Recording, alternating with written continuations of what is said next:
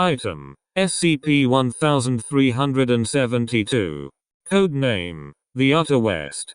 Object Class: Keter. Special Containment Procedures. Armed Containment Site 70 is to be established on the island of under the guise of a Uspecum naval installation constructed for the purpose of long-term joint maritime warfare training. 4. Arleigh Burke-class guided missile destroyers, DDGs, are to be maintained at AX 70, with at least 2 patrolling Zone 1372 Alpha. See below at all times.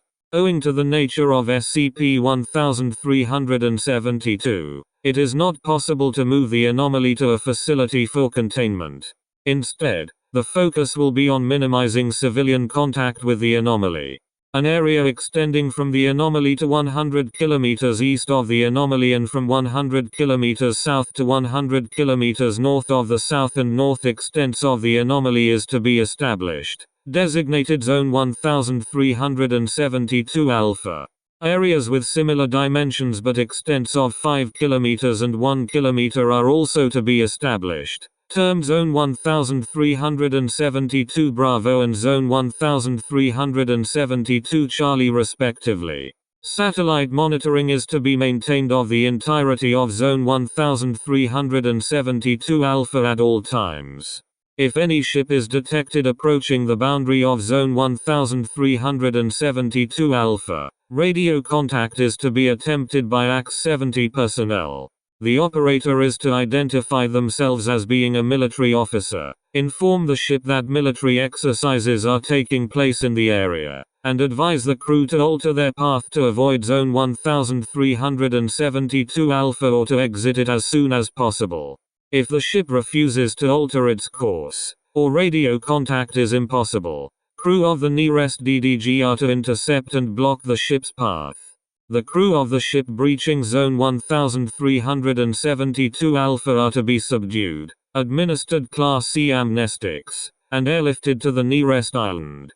Any and all instances of SCP-1372-1 are to be engaged and scuttled at once by AX 70 staff. Under no circumstances is any such instance to be permitted to cross the perimeter of Zone 1372 Bravo.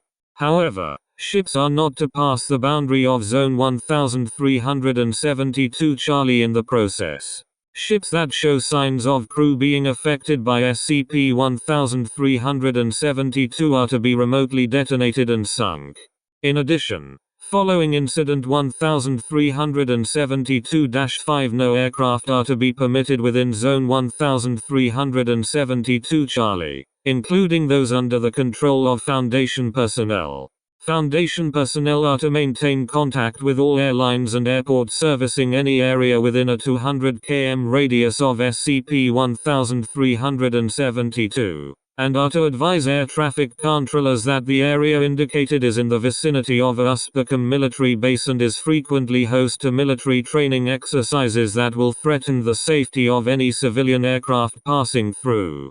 Aircraft breaching the 200 km line are to be contacted immediately and advised to alter course for their own safety. Aircraft that ignore this warning and breach the perimeter of Zone 1372 Alpha are to be intercepted by onboard SH-60 helicopters and forced to land on the island, where they will be treated in the same manner as crews of ships breaching the area. Description: SCP-1372 is the geodesic segment located along degrees W longitude and extending from degrees S to degrees S latitude. Ships crossing SCP-1372 while traveling from west to east do not suffer any ill effects, though D-class personnel used in tests of this nature have reported a compulsion to look west lasting approximately 6 hours and a strong desire to turn around and sail back. After testing, it has been determined that if a ship turns around and sails across SCP-1372 before exiting the boundary of Zone 1372 Alpha, no ill effects are observed beyond continuation of the aforementioned psychological effects. When a ship approaches SCP-1372 from the east, traveling west, Observers on board the ship will observe a termination of the horizon at a closer distance to their ship directly west than in any other direction. At closer range, the horizon appears to have a physical point of termination, corresponding to what observers describe as an edge of the Earth.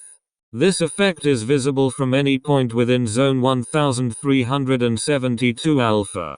Other than cognizance of the edge and a mild curiosity as to what it looks like closer up, no psychological effects are noticed at this stage. Further approach increases the perception of the edge. Within zone 1372 Bravo, subjects experience a minor compulsion to continue in spite of any perceived or communicated dangers, and will resist attempts to change their course. This effect becomes more pronounced within zone 1372 Charlie, and even after removal, subjects will attempt to build or procure a ship and continue towards SCP-1372 regardless of time of separation and in spite of all curative attempts. A small number of subjects appear to be immune to these effects, though it is currently not understood why. Any ship that crosses SCP-1372 will disappear from all forms of visual contact. GPS monitoring abruptly cuts off once the ship crosses completely. Observers report that the bow of the ship tips down upon crossing SCP-1372 and that the ship appears to descend. However, remote observation does not observe the same effects. No personnel have been successfully recovered after crossing SCP-1372, and remote probes do not appear to function properly. Thus the nature of the area entered by ships crossing SCP-1372 is not yet fully understood. All that is currently known is inferred from analysis and eyewitness reports concerning instances of SCP-1372-1. On occasion, sailing ships will emerge from SCP-1372. These are collectively designated as SCP-1372-1. Observation of these vessels has shown that the sails are tattered or missing, and engines are corroded beyond usability.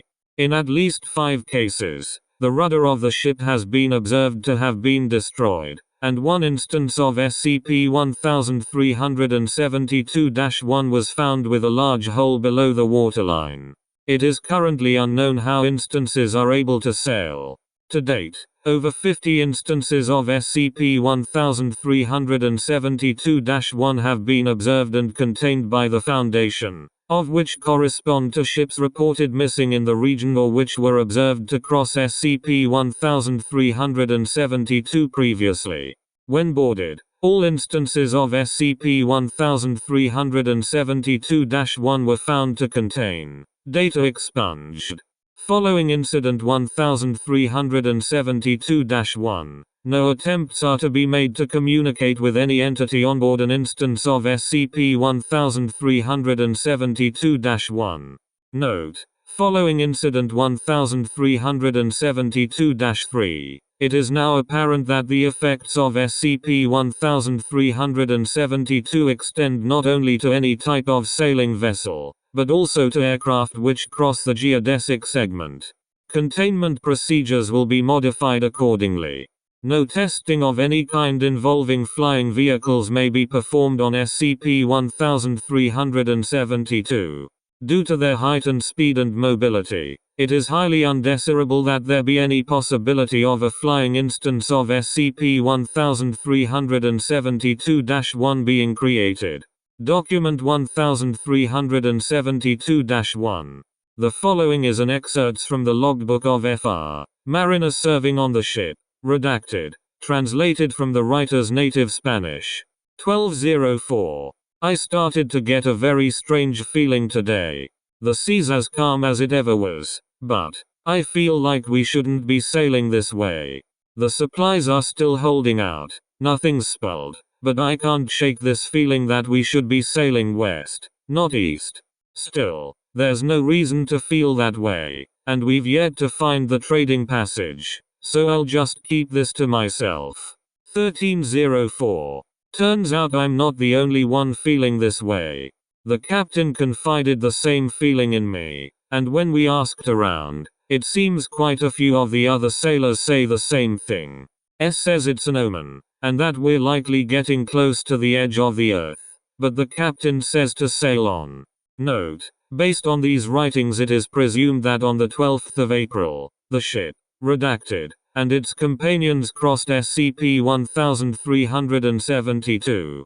1904. We've made landfall on a small island. Inhabited, though thank God it seems the inhabitants are friendly. They are damned good cartographers, too. They've got maps of the nearby islands for what seems to be 500 leagues east of here, but oddly enough their maps never show anything to the west. Must be some sort of native religious taboo. Maybe they are supposed to regard this island as being closest to their gods. We've seen plenty stranger than that on the way here. Either way, they are friendly, they've got maps of where we're heading, and most importantly there are plenty of supplies. Horizontal ellipsis. So why do I still feel like we should be sailing back west? 2204. The captain ordered a turnaround today. He claims that the food supply may have been tainted. I went below to check myself, but most of it seems to have been thrown overboard already. Not that I care all that much, we've all wanted to sail back that way the past week. 2304. Horizon looks weird today. Almost like it stops. Still sailing back west. 2504. Made landfall on the island from before. The chief looks like he was expecting us. The fleet is sailing on tonight. Lucky the west wind seems to be in our favor. 2704. Horizontal ellipsis. If anyone ever finds this, do not sail west from here. All those men we scoffed at were right after all. The world is flat after all, and I've seen its edge. The captain sailed over with almost all hands on board. I and 3 others escaped attempts to restrain us and stole the ship's longboat, rowing away as fast as we could to screams of coward from the remaining hands. The ship never turned, though, and soon we watched the captain's flagship tip over the edge of the world and fall down into the gulf beyond. May God rest their souls. 3004. Rowing together, we managed to make it back to the island. The chief's taking care of us while we work out what to do next with the remaining ships here. 0205. The flagship returned today, unlooked for. The captain and his men are aboard. We can see them from here, and we're sailing out to meet them. A man has sailed beyond the edge of the world and returned. What a glorious day for our nation of redacted. 0305. The captain was only after a fashion on board. The same goes for the crew. They are gone now. The flames took them. Today is mostly a blur. All I know is that the moment I heard the men on board that ship speak, I didn't want to understand their far-off words. I wanted to destroy them before they could speak again. God help me. I helped the natives do just that. And now the flagship lies just offshore. One pristine sail still fluttering in the wind. Forgive me, Captain, but I no longer want to know what you saw beyond the edge of the earth. 0109. After what I saw that day, I couldn't bring myself to return to the sea. The few of us that fled the ships in the longboats as they sailed blithely over the edge into whatever hell lies beyond, are the only ones who remain. With the natives' help we were able to make our way north to Asia and slip back west overland. We'll have to invent quite a story to explain how over 200 men died, but we'll think of something. We sail at dawn for the Canary Islands. Hopefully if we come in from the east we can convince them we were coming from across the Atlantic. I think it's best for the peace of mind of the world if we tell them there isn't an edge. Some damn fool is bound to go looking for it, and then another ship could end up like redacted again. Even thinking about something like that freely sailing the seas is reason enough to keep that place a secret. If anyone asks, we sailed around the world. First men. Quite an honor. Shame it has to be a lie, and I know lying's a sin, but none of those men in the Bible ever saw what I saw on board that dark ship. Forgive me, Lord, but the world needs this children's story, not a man's truth. The following document is classified top secret. Access is restricted to researchers with a clearance level of 4.1372 or higher. Interview logged 1372-1. Chief L is the appointed elder of the native tribe inhabiting this island is the only landmass located inside of Zone 1372 Alpha. All inhabitants are aware of the effects of SCP-1372. While most of the inhabitants speak at least limited English, as well as a language determined to be of the Malayo-Polynesian family, a small number speak a dialect completely incomprehensible to the other inhabitants, and refuse violently any attempts to teach them the common speech. Chief L in particular became violent towards Foundation personnel when an attempt was made to communicate in English. However, after several weeks of work, Dr. R., Foundation linguist and anthropologist, was able to decipher enough of the language to hold the following interview with Chief L. Dr. R. Thank you for speaking with us, Elder. Chief L. I am to understand you wish to contain this place. The Edge. L gestures out towards SCP-1372. If that is the case, then I will need to impart you with my knowledge of this. What did you call it? R. An anomalous region. You aren't going to resist our efforts here? L. We are simple people who have trouble enough with one ship. You are representative of an entire nation. I certainly wish for things to continue as they are, but what would resisting accomplish? You would simply take what you desire regardless, and then you would be without my knowledge. I understand. Please, tell me what you know about the anomaly. Note, term used by both parties is closer to unknown magic sea waters realm. For brevity's sake it is translated here as simply anomaly. L. Pauses for breath. Our people still recall the stories of that group whose log brought you here. I pity what became of their captain. As you no doubt learned from the log, our maps do not show anything west of us. You know why that is now. L looks out to the ocean and towards SCP-1372 again. We can all see it, Doctor. Despite that, from time to time some of the young men band together and set out on a ship. They want to see what lies beyond the edge of the map. Aren't your people the same way, Doctor?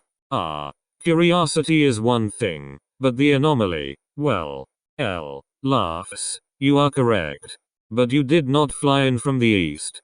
As for what lies beyond the edge, I have no more idea than you. Or rather, I don't know in the manner your people want to hear.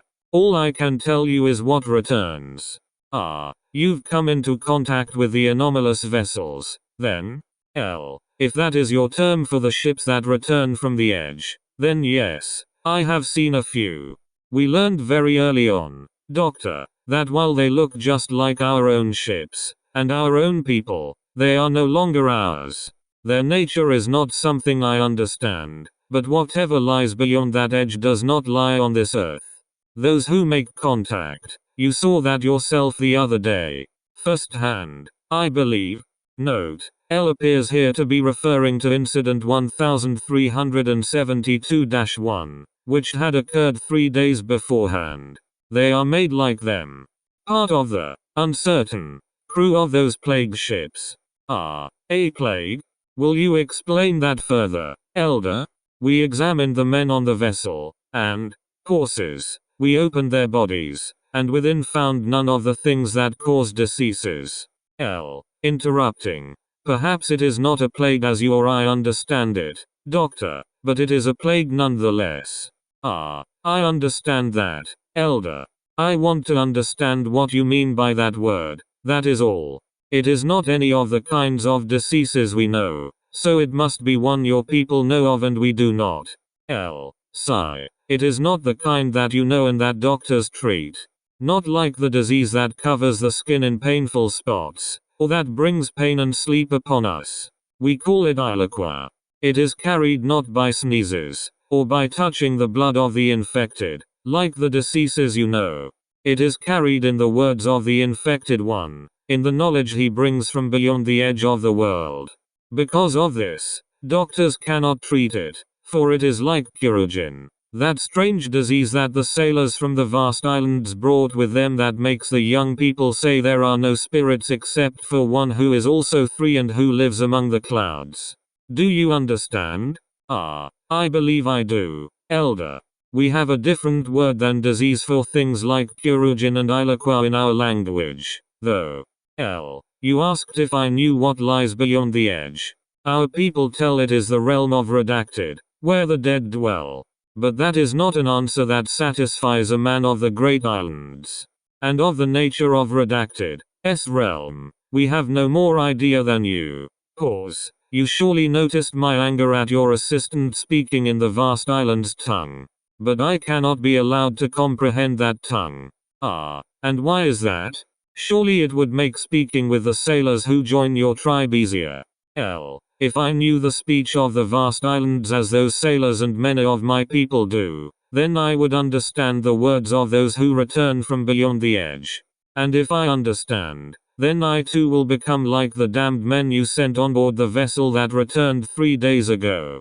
You see? I don't believe I follow, Elder. I told you, Doctor. The words of those who return from beyond the end of the world are a message from redacted. They sing his praises eternally as they sail the sea, and they speak of what you crave to know. And any who comprehend their words will fall to the plague as well. That is why we do not know the nature of the realm where the dead dwell. Months before you came, a ship appeared from the edge whose crew spoke in the speech of the vast islands, and my people and the sailors who lived with them comprehended. They all joined the crew of that ship. It was with great difficulty indeed that we were able to destroy that plague ship. Simple comprehension passes on the contagion? Then the reason you won't learn English, or the common tongue. You understand now? That is why my people use fire against it, as that logbook you found surely tells. If I am to trust you with safeguarding the edge, then you must understand that it is a plague, and it cannot be allowed to leave these waters. When it was just my people and their simple longboats, it was easy. Even when that man's entire fleet emerged, one by one, we somehow managed to subdue each ship in turn. But now, you have machines that fly through the air, and ships that dwarf the mighty sharks of the deep. And out in the open air of our world, I am far from sure your foundation can contain or protect from what the plague ships carry. That's what we do, Elder. That is what you desire to do, Doctor. I entrust this island to your keeping. And I entrust the edge to you to guard. Fail, and the plague ships will come. Do not betray us. Following this interview, all inhabitants were relocated to an uninhabited atoll in the Marshall Islands and underwent memory restructuring to remove all memories of SCP-1372 and their residents on the island. All remaining documentation regarding the island and SCP-1372 has been classified by Order of O5 Command, with the exception of Document 1372-1. Researchers with classified access of 4.1372 or higher may view these documents with permission of at least one O5 member.